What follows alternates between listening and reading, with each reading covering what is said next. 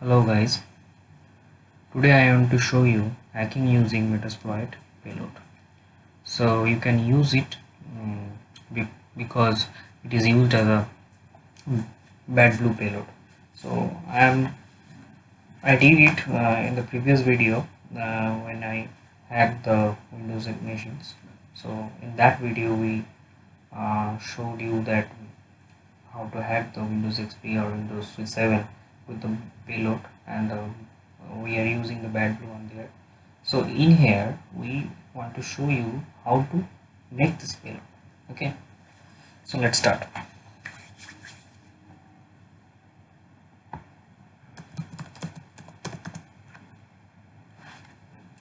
At first we want to know our configuration, I mean IP address. So let's start 36.138. okay, then we use the msfvenom. Actually, msfvenom is a combination of msf payload and msf encode. So putting both of these tools into a single framework instance, MSF basically msfvenom replaced both MSF.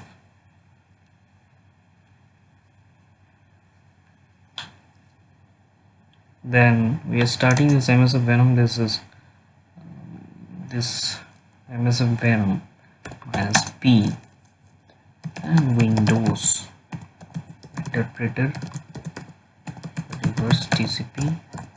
So in here I write the reverse TCP.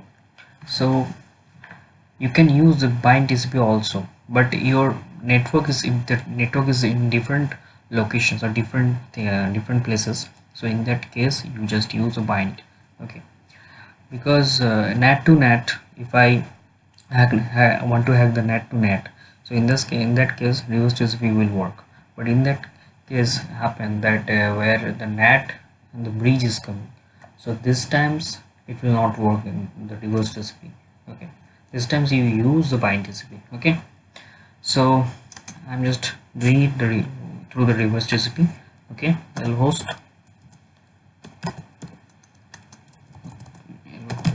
yeah, lhost means our Kali's IP address.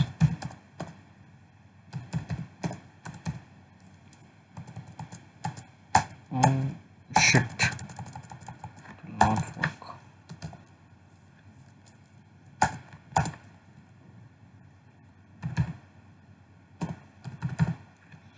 That is 138.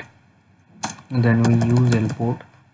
Randomly you can write 444 or 4 and minus f dot exe, because it's uploading your shell in exe manner, minus a and x86. This 86 is the our bit level. So what is the payload bit? That is our 32-bit payload. Okay, if I use want to make this in the 64-bit, and we use the 64 in here. Okay, so that will happen.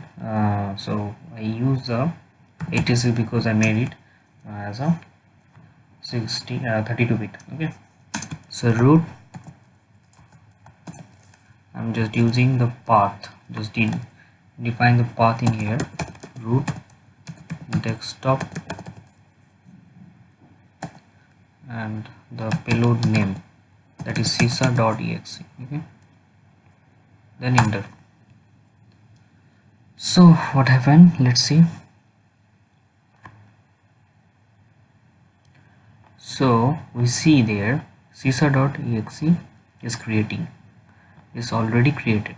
Okay, after this enter, after the big enter. Okay, so we do one thing, we want to show you one thing, that is in the same code we use a PHP payload.